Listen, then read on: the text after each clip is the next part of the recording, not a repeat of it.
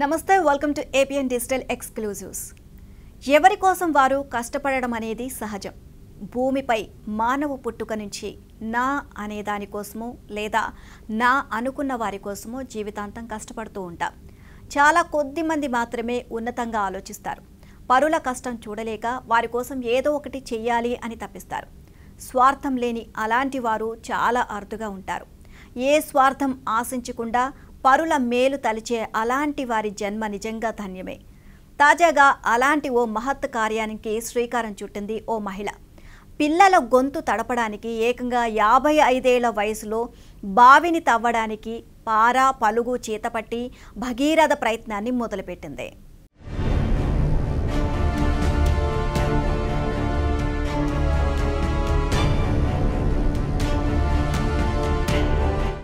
కర్ణాటకలోని ఉత్తర కన్నడ జిల్లా సిరసికి అనుబంధమైన గణేష్ నగర్లో అంగన్వాడీ చిన్నారుల దాహార్తి తీర్చేందుకు ఓ మహిళ పెద్ద సాహసానికి సిద్ధమైంది. 55 ఏళ్ల గౌరీ నాయక అనే మహిళ బావిని తవ్వేందుకు పూనుకుంది. సుమారు 4 అడుగుల విస్తీర్ణంతో కూడిన బావిని తవ్వుతోంది. గడ్డపార, పార, ఇతరత్ర అన్ని ఆమె సమకూర్చుకుంది. రోజు 1.5 అడుగు మేర తవ్వుతూ వారం రోజులుగా శ్రమదానం చేస్తోంది. గణేష్ నగర్ ప్రాంతంలో కొంతకాలంగా నీటి ఎద్దడి ఉంది. దీంతో అంగన్వాడీ చిన్నారుల కోసం బావిని తవ్వుతోంది. 50 అడుగులలో నీరు లభించే అవకాశం ఉందని విశ్వాసాన్ని వ్యక్తం చేస్తోంది.